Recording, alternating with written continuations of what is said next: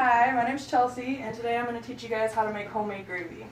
So I don't care where you're from in the world, there's nothing better than the southern comfort of creamy homemade gravy. And it's easy as 3 steps. All you need to do is gather all your ingredients, make your roux, and then add in your milk and continuously stir. So your first ingredient that you need to gather is flour. All the ingredient amounts kind of depend on how much grease that you have. So there's not any exact measurements. You just have to add your ingredients slowly until you get the right consistency that you need.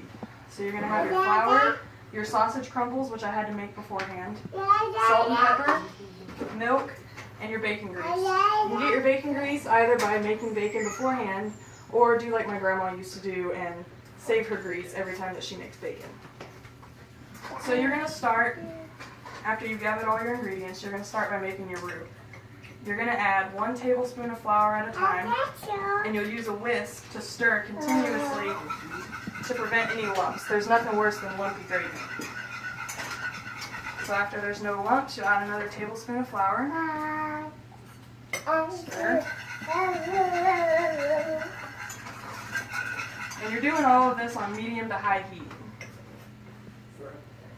Add another tablespoon. Stir. This is kind of what it looks like right now. We're probably going to add 1 more tablespoon of that. You want it to be kind of the consistency of pudding before you start adding the rest of your ingredients. Alright, so this is going to be your roux. Make sure that there's no lumps in it, just continuously stir. And then you're going to start adding the rest of your ingredients. So I'm going to start with my salt and pepper. Again, there's no real exact measurement, it's just a taste. I usually do about 1 tablespoon of salt and 1 tablespoon of pepper. And then you're going to start slowly adding your milk. You only want to add your milk a little bit at a time because you want to make sure that it's continuing to thicken. So you'll add a little bit of milk and you'll stir until it starts to thicken up. The key to this is to constantly be stirring. Once it starts to thicken, you're going to add a little bit more milk. And stir some more. So while I'm waiting on my gravy to thicken, I'll tell you some of the things that you can do with this gravy. Obviously, you have your traditional biscuits and gravy, but you can also put it over toast.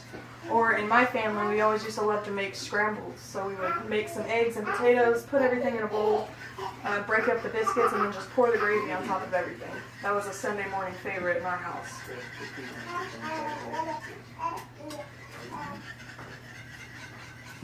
Alright, we're starting to thicken. I'm going to add a little bit more.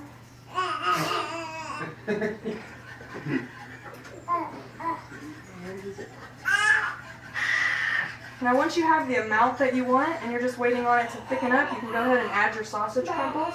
I prefer Jimmy Dean hot sausage. I think it has the best flavor. And it's not very spicy despite the name. Now you're just going to keep on stirring until it thickens up.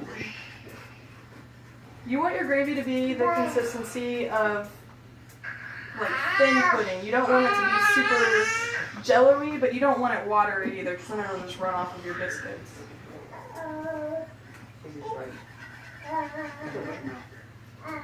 So there you have it. It's starting to thicken up a little bit. So as you can see, there's no reason to ever make gravy out of a package. It's this easy to make your own homemade gravy. And when you're done, this would be your finished product.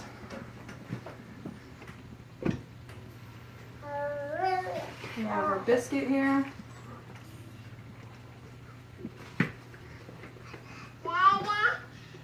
And some nice creamy homemade gravy. And that's it.